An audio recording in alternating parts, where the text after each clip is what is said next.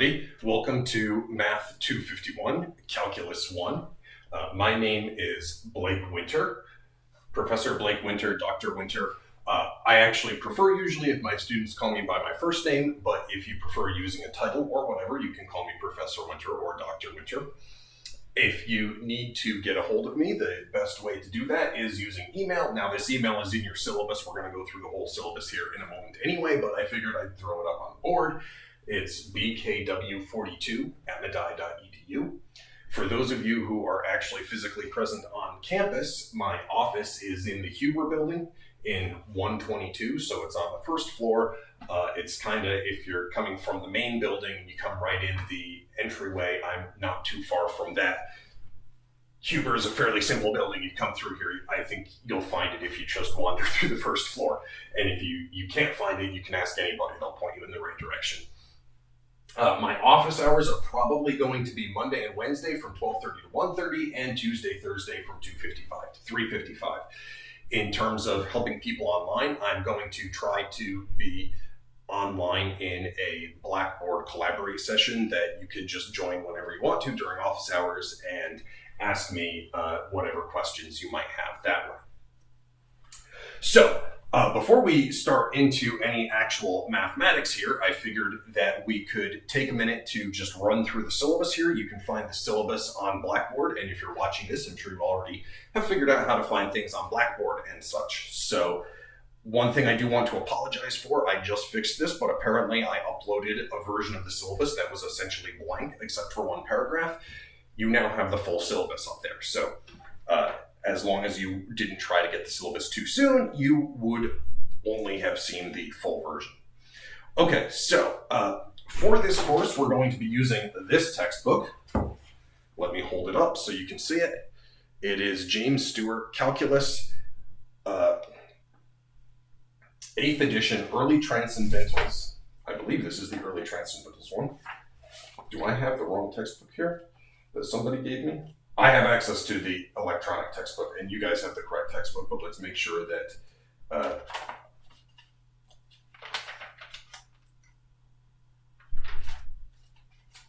yeah, this is not quite the right version. Oh well.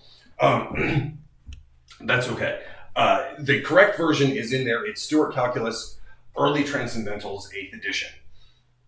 In terms of what you will need for this course, I do recommend you might want to have a calculator, although I try to make sure that all of the things that you're going to be doing, you don't really need a calculator for. But most people have scientific calculators anyway at this point, and yeah, so you might want one of those. Let's see, anything else about what you need for this? Oh yes, Cengage. So our homework system and our system for tests for this course, since everything needs to be accessible online, is going to be through WebAssign or Cengage, and hopefully if you guys look that up, you'll be able to find where students log into that, and I posted on Blackboard all the information you need to access our specific course, so you can go through and do that. All right, so I think that takes care of the information about the course so far. In terms of lectures, so we just moved this course online very recently. My goal is to probably upload the videos for your lectures for the week on Monday through Thursday, and that way you'll have several days to look at the lectures. But I'll probably only upload 1 or 2 videos a day, so some weeks I might upload 1 or 2 on Monday and 1 or 2 on Wednesday. Some weeks I might end up uploading one of them on Monday and then one of them Tuesday, one of them Wednesday, and we'll just keep checking Blackboard, see what you can find on there. Make sure to check at least a few times a week to see what new videos I've got posted up there. I did post a very rough outline of the schedule that we're going to try to follow here, so you can hopefully go through that and use that as sort of a guide to what you can expect to see that week, but do keep in mind it's a little bit subject to change because I haven't done this course as an online course before. We'll see kind of maybe things will go faster or slower at certain points than I expected. So we'll kind of keep that up in the air. I will let you know if anything changes, of course. All right, so more stuff in the syllabus. If you have any sort of accessibility needs, then please do contact our accessibility office and make sure to get everything arranged with them. We can certainly accommodate whatever you need, but you do have to, for legal reasons, for college regulation reasons, you have to contact the Office of Accessibility Services here and make sure that you are marked down with everything that you're supposed to have. In terms of academic integrity, that's pretty much just don't cheat. And if you are caught cheating, that's very serious and will result in you failing the assignment and potentially further disciplinary actions if it seems like a severe enough problem. Title IX, if you have any kind of concerns about discrimination, harassment, anything else like that that's going on, please don't hesitate to contact our Title IX office. There's information in the syllabus about how you can do that, and they will be able to help you out. Campus emergency closure, since this is an online course, we're not going to have to worry too much about that, but just for some reason, if there's any kind of an emergency, I will always send out something on Blackboard and keep you guys up to date on what's happening. All right, so now we come to the actual material in this course. So what are we going to be doing in this course? Well, we're going to be studying calculus, and the study of calculus, it goes back a very long time, although the modern ideas of calculus only go back a few hundred years to the time of Newton and Leibniz. But we're going to be studying calculus, and if you want to see details of that, a bunch of the different topics we're going to be covering are in the syllabus there. In terms of the work that you guys are going to be doing, it's going to primarily consist of homeworks and tests. As I said, we're going to be utilizing Cengage for that. Usually homeworks are going to be due on the Tuesday night of every week. So my goal is whatever we cover in week one, you won't have to do any homeworks on that until Tuesday of week 2. That way, you have a few days to watch the lectures, practice, and go through the homeworks. I try not to ask you any questions where it's like, oh, we just learned this and now tomorrow you have to turn something in about it. So I want to avoid that kind of thing. And then we will have 3 tests and a final exam. So all of these will be done through Cengage/WebAssign. I will use those terms interchangeably. And then at the end of the semester, I will calculate your GPA. Your final exam is weighted at 30%. The 3 tests together are weighted at 40%. And your quizzes/assignments, which in practice really means your homeworks, are going to be weighted at 30%. And I then take your percentage. After I weight it like this, I subtract 57, multiply it by 1/10, and I round it to the nearest GPA. So roughly this means that a 96% is going to correspond to an A, an 86 is a B, and so on and so forth. And then the pluses and minuses kind of sit in there equally spaced out. The reason I do it this way, by the way, instead of doing the way that a lot of professors do, is because if you look at the way a lot of professors do it, a grade of a B, let's say, usually spans about 4 or 5 percentage points, and then a B plus will only span 2 percentage points or something. The problem with this is that your GPA changes the same amount if you go from a B to a B plus as a B plus to an A minus, right? They shift by 1/3 in both cases. So I want to make sure that your final GPA scales by the same factor based upon the change in your percent. I want this to be a linear function here. Hopefully you guys remember what linear functions are since you're taking a calculus course. If not, I'm sure you'll refresh your memory soon. But that is the reason why I do this. I know it seems a little more complicated than some of the others, but it's really not that complicated. It's just I use this formula. Let's see, attendance. Since this is an online course and you're just watching the videos, we don't really have attendance in the traditional sense. However, I do expect you guys to watch all of the videos, and I do want to say something about how to watch these videos. I'm not necessarily going to be posting, say, full 3 hours of video a week, but you should expect to be spending about 3 hours a week watching these videos. The reason that it's going to take you longer to watch than it necessarily takes for me to record them, well, there's 2 reasons for this. First of all, I will often pause in the middle of a lecture and say, okay, here's a couple of problems that I want you to try. and see how you can do them. And then I will expect you to pause the video and take like 10 minutes to work through that. If we were doing this in a classroom, that would be a time when I would walk around helping you guys with the problems that I'm asking you to work on and kind of getting a feel for how you're doing with that. Now, unfortunately, I can't do that as easily. I can't walk around since we're doing this remotely. But I want you to do the same kind of thing. I want you to actually stop, take a few minutes, work the problems yourself, see what you can get. And then, of course, I will show you how to do those in-class exercises, and we'll work through them together. But it is important that you try it yourself before you just see how it's done. Because the thing about mathematics, it is not a spectator sport. You really cannot learn math by just watching somebody else do it. You've got to do it yourself. And so these in-class exercises, so to speak, or exercises that I give you during the lecture are sort of a preliminary thing to practice before you even come to the homework, just to sort of test yourself and see, are you getting what I'm talking about in the lecture? Because sometimes it can seem, if I'm writing something on the board, it seems like everything is making sense. Then you try to do it yourself, and you find that actually you're not quite sure what to do. And then hopefully what you can do is you can then go back and rewatch the examples I've done of similar problems and things like that. So that's the second reason why I expect it to take longer to watch than to make. If I give you 30 minutes of lecture, you may want to go back and rewatch certain portions of it so that it may take you like 45 minutes to actually watch through the video. And you may want to pause at certain points so you can take more notes, things like this. So do expect to be spending about 3 hours on watching lectures, even if you don't have a literal 3 hours worth of video necessarily uploaded in a given week. Otherwise, in terms of attendance, I will expect you guys to keep in regular contact with me and let me know how you're doing, and also to regularly be working on your homework. I will try to be somewhat flexible in terms of deadlines, because I know this semester is a bit crazy for everybody.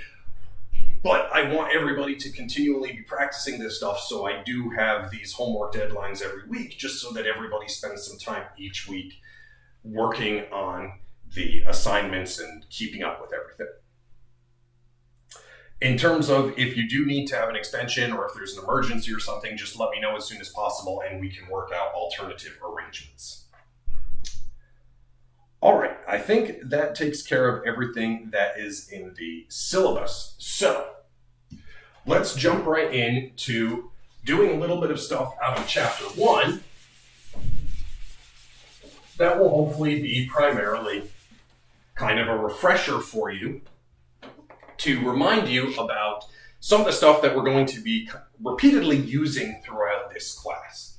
So I want to start off by just giving you a really quick overview of where does calculus come from? What inspired the study of calculus? There's actually 2 different types of problems that led people into the study of calculus. And at first, it seems like these 2 problems don't have a lot to do with each other, but it turns out they are actually very, very closely related. The first problem, and this goes back to the ancient Greeks, was the problem of how do you find areas? Well, if I have something that is a rectangle, then finding the area is actually very simple. If I have a rectangle, or even if I have a triangle, then the rules for area are pretty straightforward. So for example, with a rectangle, if I have a width of W and a height of H, I get an area of width times height.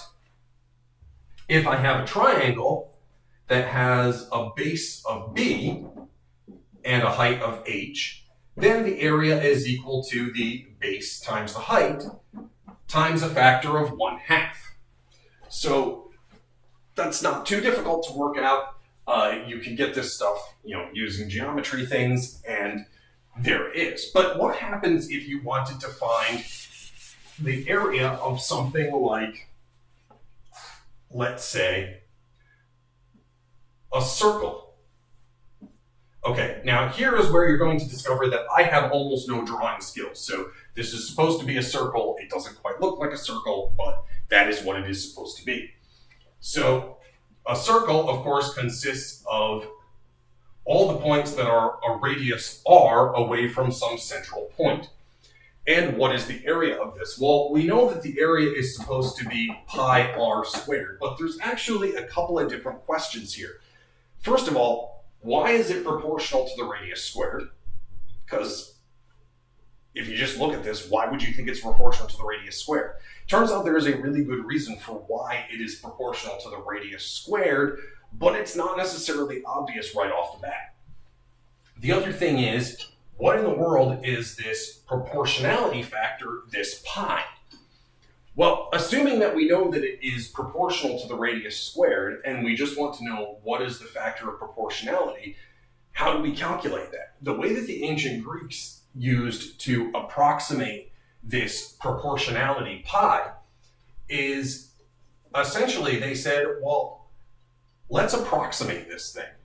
And the way that they approximated it is they said, okay, let's fill this thing up with triangles. So you put a bunch of isosceles triangles inside of this thing, right? And I'm not going to sketch too many here, but you do that and you get a polygon. And when you have this polygon, you can calculate the area of a polygon because it's built out of triangles. And we know how to calculate the area of triangles. And the more triangles you use, the better an approximation you get. Because the problem here is that each triangle is missing a little sliver of this circle. But the more triangles I use, the less that I miss of the circle. And this was something that the Greeks called the method of exhaustion, where they would essentially increase the number of triangles and keep calculating this and see what they got. And by using a very large number of triangles, something like 360 triangles or something, they got a pretty good idea of what pi should be. But if we wanted to make this precise, what we want to ask is, does it make sense to sort of talk about what the area of the polygon is as the number of triangles or the number of vertices in my polygon gets larger and larger and larger and approaches becoming an infinite number of vertices? Because in some sort of way, you can think of a circle as a polygon with an infinite number of vertices. That's a little bit imprecise, but it's kind of the idea. So this leads us to our first kind of question. And looking at other types of areas, well, you can do a similar kind of idea. If I just had some random region in here and I want to know what is the area of this thing, one way that I could try to do it is I could say, well, what if I just break this thing up and try to approximate it with pieces whose area I do know? Like, instead of using triangles, what if I just try to cover this thing in a bunch of rectangles? And then I ask, what happens, I'm not going to keep drawing rectangles here, but what would happen as I cover this thing in rectangles and then make the rectangles skinnier and skinnier so that I end up needing to use more and more rectangles, but I'm missing less and less of the pieces. This is kind of that same method of exhaustion that goes back to the Greeks.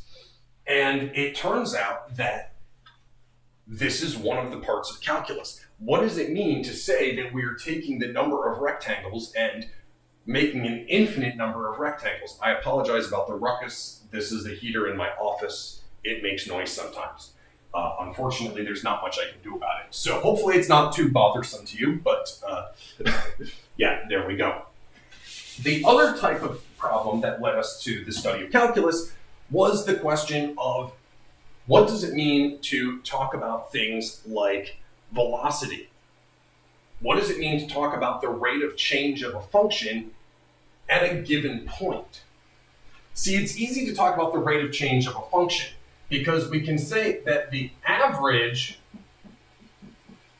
rate of change, and I'm just going to write this down really quickly, if we're going from A to B, it is the function evaluated at B minus the function evaluated at A divided by B minus A. Okay, that's great.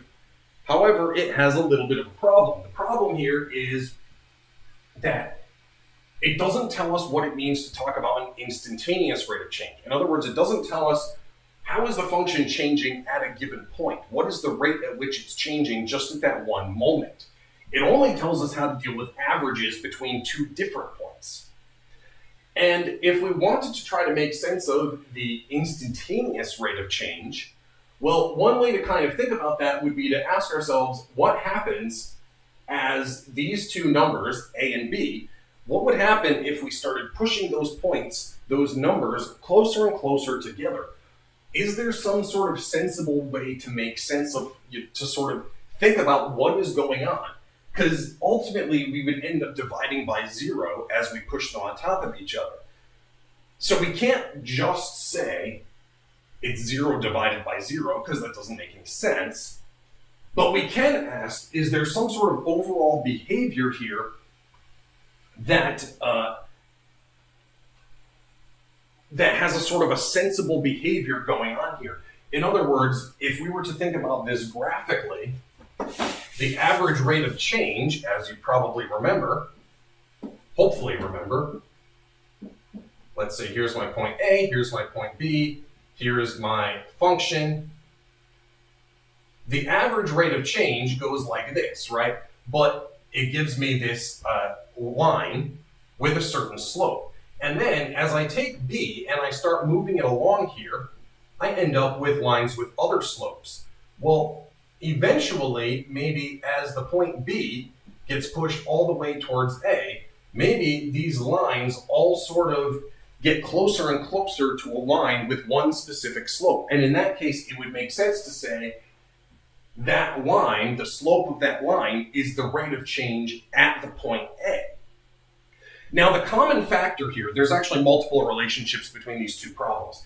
But initially, the method of exhaustion of the Greeks and this question about rates of change seem unrelated. However, they're not unrelated. They both share one important feature right off the bat, and that is we are trying to ask what happens as we make one thing closer to something else. So in this case, we're asking what happens as B is getting closer and closer to A. In the method of exhaustion, we're asking what happens as the number of triangles or the number of rectangles gets closer and closer to being infinite. And so there's sort of this connection here. It doesn't make sense to ask about the area of an infinite number of infinitely thin triangles. That doesn't make sense. But it does make sense to ask what happens to the area as we increase the number of triangles. It doesn't make sense to ask what happens to the average rate of change when B is equal to A, but it does make sense to ask what happens as B gets closer to A. And both of these things turn out to be examples of a concept in calculus known as a limit. So that is one of the things that we're going to be starting to study very soon here is what is this limit, which kind of plays a role in defining pretty much everything that we're going to be doing in calculus. Now, before we get to that, I do want to review a few concepts, just kind of make sure that everybody remembers these types of things. So what are the concepts that we need to start off with? Well, first of all, let me remind you, what is a function?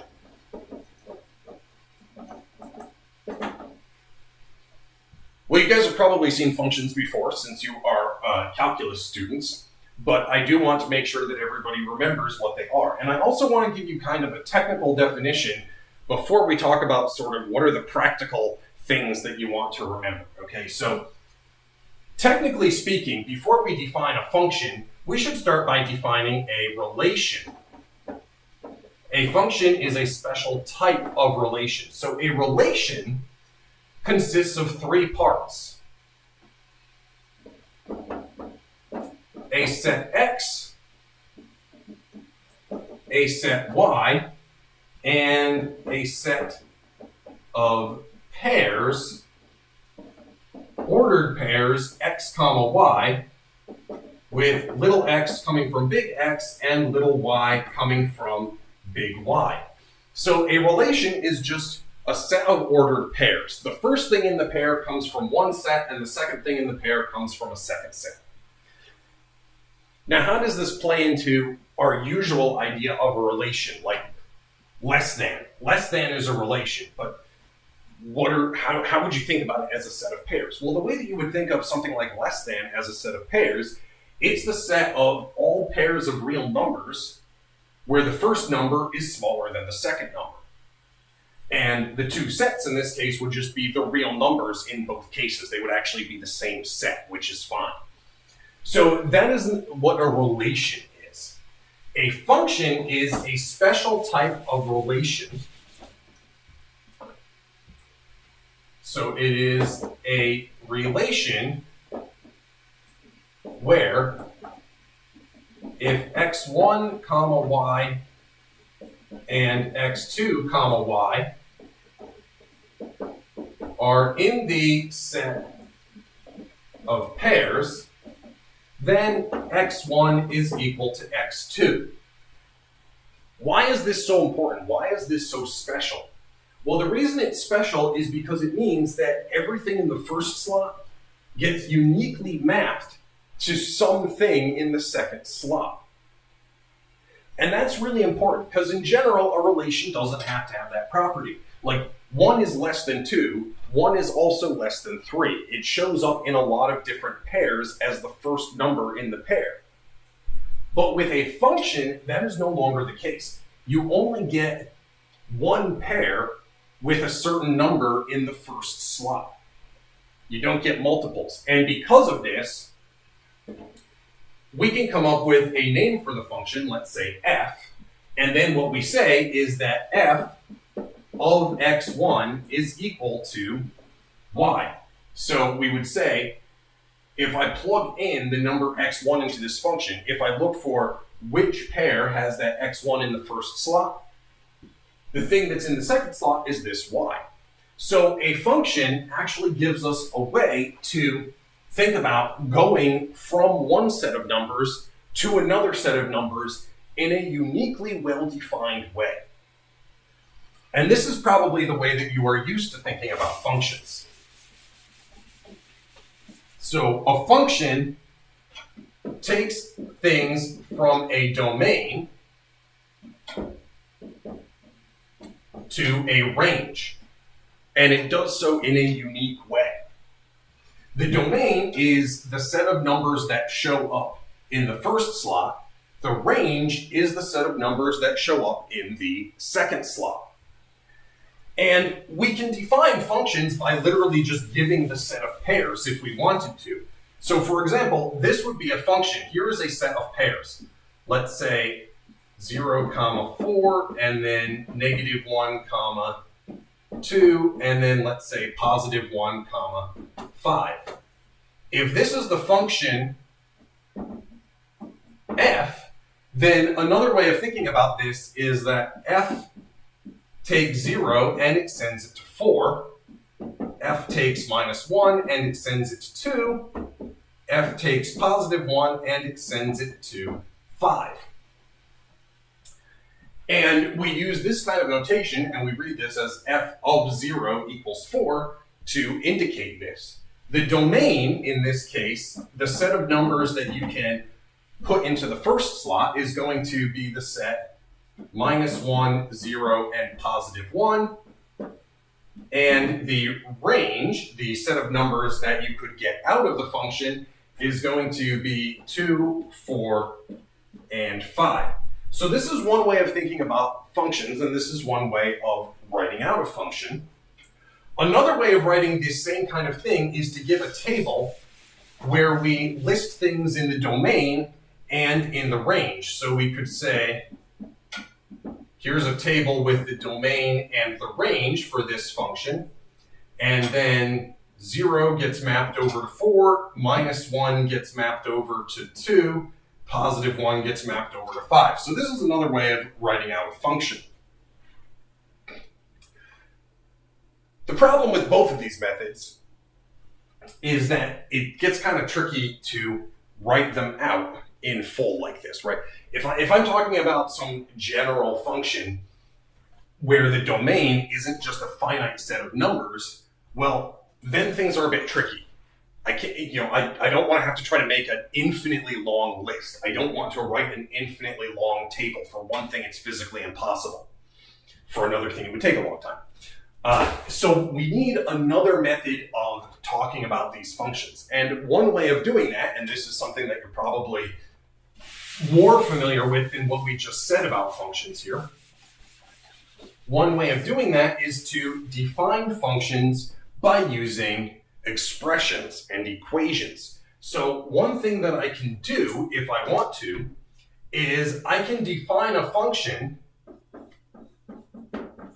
And by the way, I will often abbreviate the word function just by using fn, because one thing, if you don't know it yet, many of us mathematicians were kind of lazy. I mean, we worked very hard at math, but math is hard enough. We don't want to do extra work, and we tend to use a lot of abbreviations and things like that. This can be maybe a little bit tricky when you're first getting used to it, but it's a good idea to get used to these abbreviations because it really will make it much easier for you to write things out and think about things when you don't have to keep writing out full words and stuff. Plus, I have only this tiny little whiteboard at the moment, so the more I can abbreviate, the better. So defining a function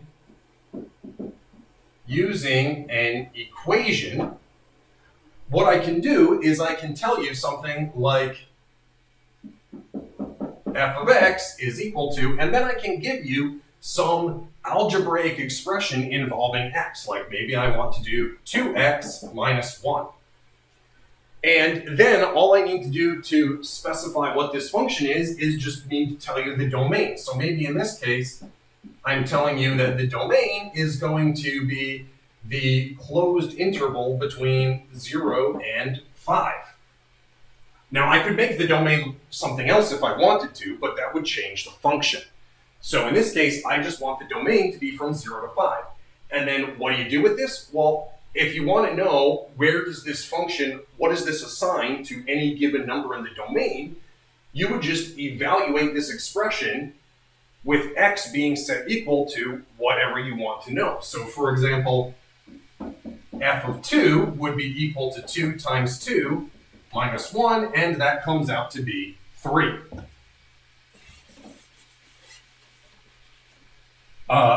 As another example here, f of 4 would be 2 times 4 minus 1, that comes out to be 7.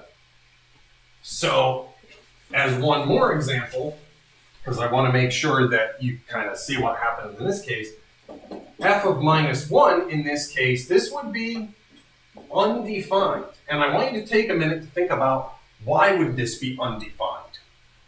So maybe you can think of this on your own. If not, I'll explain to you why it is not defined here. I can plug in a -1 for x into this expression and everything is fine, right? No problems. But the issue is that I specified the domain for this function to be 0 to 5. -1 is not inside of this interval, okay? So that means this is not defined. It doesn't make sense to talk about. Even though this expression, literally just the expression 2x minus 1, is perfectly well defined for -1, well, the function is not defined for -1. What this means is that as long as we're between 0 and 5, this expression gives me the value of the function, but outside of 0 to 5, this is just undefined. So nothing we can do there to evaluate this.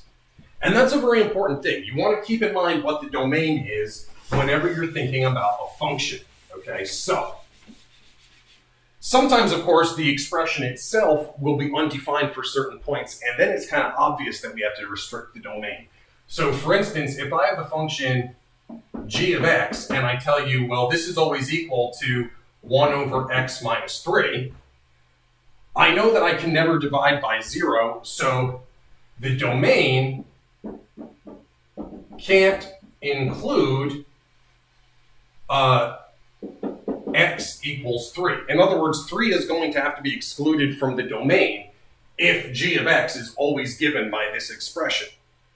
Now, it can include any other numbers that are real numbers that I want, but it cannot include x equals 3. Now, unless we do some other stuff to mess around with the definition. But if I'm literally just saying g is always given by this expression, well then 3 cannot be part of the domain.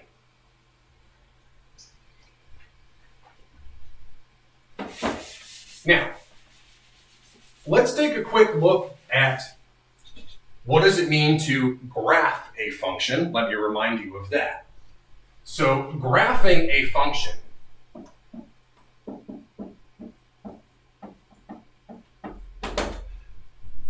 the idea behind graphing a function, this is actually a really important thing in mathematics. So brief historical interlude here. Back in the day, and I'm talking about, like 1,000 years ago, there were, broadly speaking, two areas of mathematics that people studied. There was geometry and there was algebra.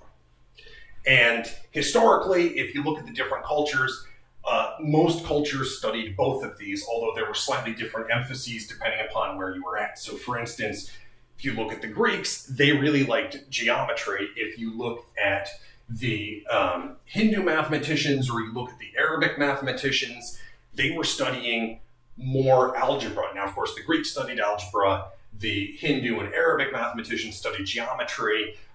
So it's not like anybody was ever just one, but there were these, broadly speaking, two different areas. And, the Chinese were studying, all different cultures were studying these, okay? But the point is, there were these two areas. And these two areas, people knew, of course, that there were some kind of relationships here between them, but the really useful relationship came in the form of algebraic geometry, which really goes back to a French mathematician by the name of Descartes. And what he did was he realized that you can think of the plane, the Euclidean plane, a geometric object, which is a set of points. You can think of these points as being given by pairs of numbers. So if I have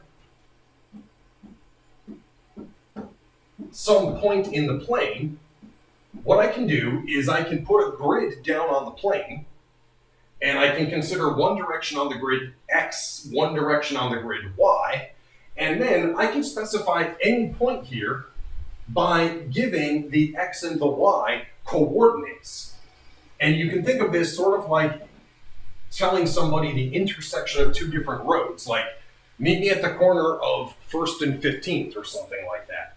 So we can think of this as an ordered pair of numbers where we put the horizontal number first and the vertical number second. So this would be 1, 2. It's kind of coincidental that I did the first number is 1 and the second number is 2, but that's what I happen to pick here. As another example of this kind of thing, down here, this would be given the pair -2, -3. So we can kind of think of each of these as a number line, and we've got these two number lines sitting perpendicularly in the plane.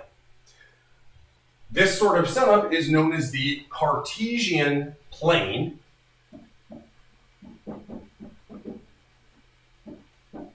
After this mathematician, Descartes. The DES at the beginning, that's just like French for of. So his name was René Descartes, which kind of actually means René of Carte. And of course, we don't pronounce the ES on the end because, French pronunciation and all that. Anyway, what this allows you to do, and the relationship that we have to functions, and relations for that matter, remember that I told you functions and relations can be thought of as a set of ordered pairs together with specifying the domain and the range. Well, a set of ordered pairs is both a relation and a set of points in the plane, because I can think of that set of ordered pairs as a relation. That's the definition of a relation. But it is also, in the Cartesian plane, it specifies a collection of points. So, the graph of a relation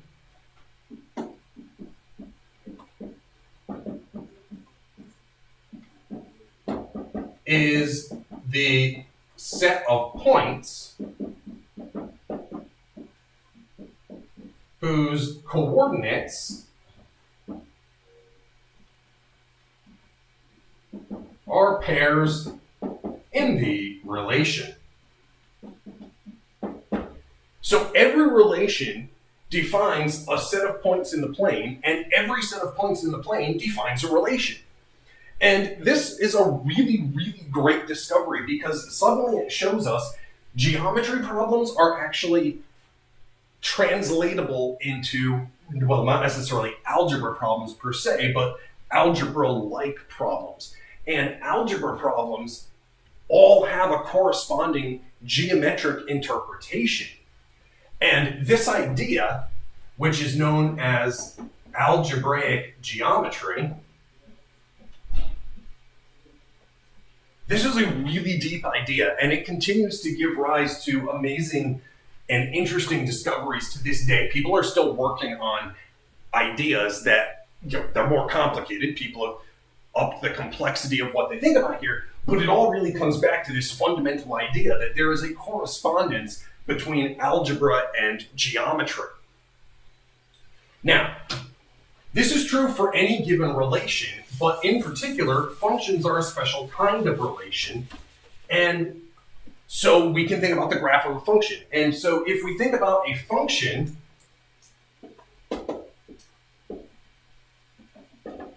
we can think of the function f as the set of all pairs x comma y, subject to the condition, and that's what this vertical line means, subject to the condition that this second number is equal to the function evaluated at the first number.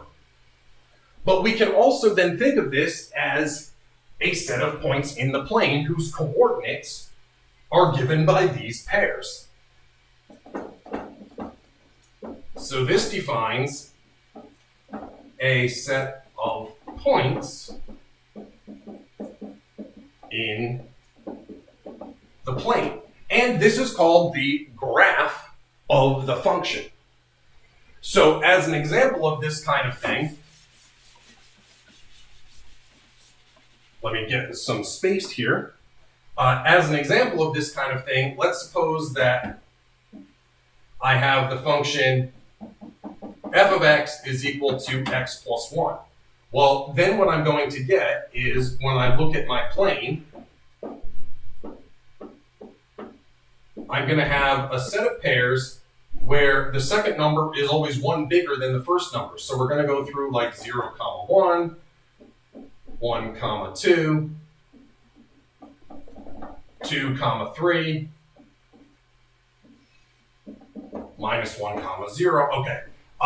I hope you get the idea. If you have any questions about this, feel free to email me and everything, but I'm going to sort of stop there and just say, and this keeps going off in both directions in the same manner, okay?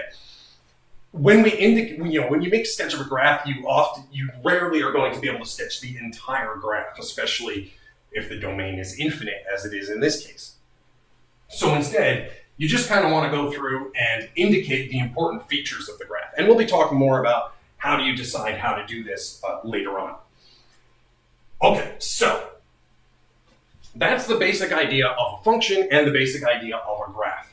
So I'm going to kind of end this video here. I don't want to keep anybody going too long all at once, but what we're going to be doing in the next video is saying a little bit more about what are some of the common functions that we think about, and also what are some of the things that we can do with functions, okay? So we can combine functions in different ways. We can combine them using algebra operations. We can also combine them using something called function composition, which is very important. So that is something else that we'll be wanting to review this week, and then we'll finish everything up by sort of talking about what is intuitively the notion of a limit. Like, how do you kind of start with functions and then start talking about where would this idea of a limit even come from? Okay, so that is what we will continue with, but for now, I'm going to take a break here, and I will talk to you guys later.